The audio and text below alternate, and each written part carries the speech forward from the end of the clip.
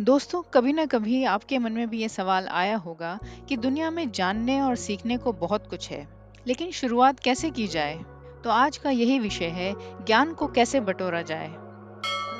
प्राचीन ज्ञान वो अमूल्य खजाना है जो हमारे पूर्वजों ने सदियों से अनुभव, साधना और चिंतन से अर्जित किया है। यह ज्ञान न केवल आध्यात्मिकता से जुड़ा है, बल्कि इसमें जीवन के हर पहलू जैसे कि स्वास्थ्य, रिश्ते, समाज और प्रकृति को समझने के सूत्र छिपे हैं।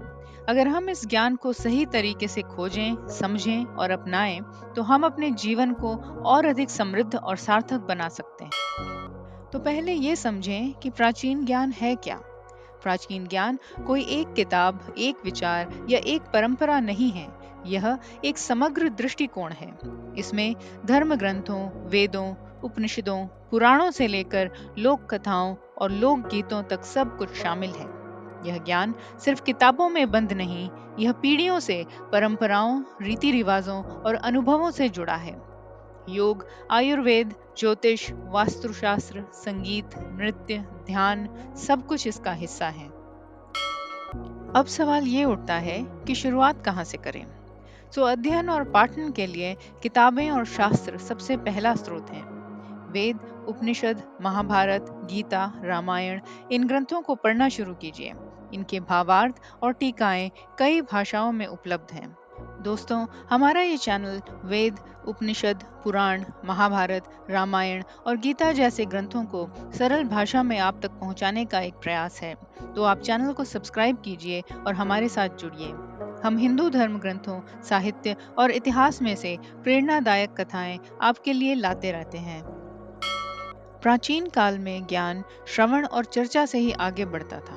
किसी गुरु, ज्ञानी व्यक्ति या विद्वान से संवाद करें। अगर ऐसा संभव न हो, तो ऑनलाइन व्याख्यान या सेमिनार भी बहुत सहायक होते हैं।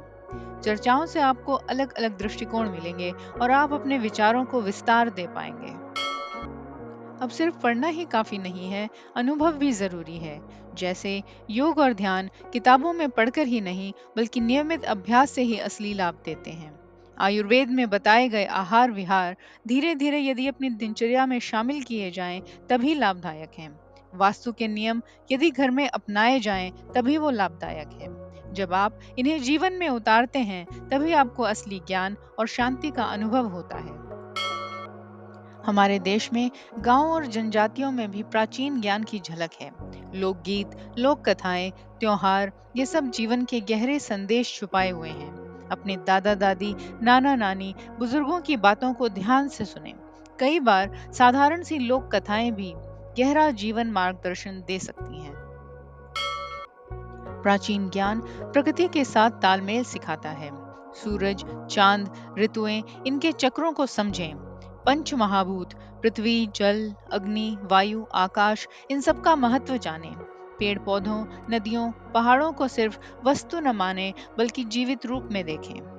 क्योंकि प्राचीन संस्कृति के अनुसार प्रकृति और मानव का गहरा संबंध है। जब हम प्रकृति को आदर करते हैं, तो जीवन में संतुलन और सुख आता है। प्राचीन ज्ञान का सबसे बड़ा उद्देश्य है आत्मज्ञान।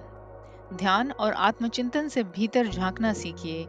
रोज 10-15 मिनट शांति से बैठकर मन को देखें, विचारों को जानें। धीरे धीरे आप पाएंगे कि किताबों में पढ़ा हुआ ज्ञान आपके भीतर से झलकने लगेगा। कई लोग सोचते हैं कि प्राचीन ज्ञान पुराना है, इसलिए अप्रासंगिक है, लेकिन सच तो यह है कि आधुनिक संदर्भ में भी बहुत आसानी से प्राचीन ज्ञान को लागू किया जा सकता है। जैसे आयुर्वेद, योग, ध्यान, साधना आजकल बहुत प्रचलित हैं। ज्ञान प्राप्ति में सबसे जरूरी है विनम्रता।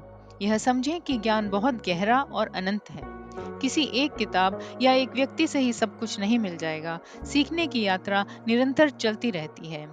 श्रद्धा भी जरूरी है। जब आप श्रद्धा से सीखते हैं, तो ज्ञान खुद ब खुद प्रकट होने लगता है। प्राचीन ज्ञान कोई बीता हुआ अध्याय नहीं, बल्कि एक जीवित परंपरा है। इसमें जीवन को सरल, सुलभ और संतुलित बनाने के सूत्र छुपे हुए हैं। यह हमें दिखाता है कि असली सुख और शांति बाहर नहीं, बल्कि हमारे भीतर है। प्राचीन ग्रंथों के अध्ययन, साधना और प्रयोग से हम अपने जीवन को सार्थक बना सकते हैं। तो आइए आप भी अपनी यात्रा शुरू कीजिए, किताबें पढ़िए, साधना कीजिए, प्रकृति से जुड़िए, गुरुजनों और बुजुर्गों का मार्गदर्शन लीजिए और अंततः खुद पर भरोसा रखिए। प्राचीन ज्ञान को आपके समक्ष प्रस्तुत करना हमारे चैनल का उद्देश्य है। तो अगर आपने अभी तक चैनल सब्सक्राइब नहीं किया हो, तो कृपया चैनल को सब्सक्राइब कीजिए और हमें ज़्यादा से ज़्यादा बढ़ावा दीजिए। धन्यवाद।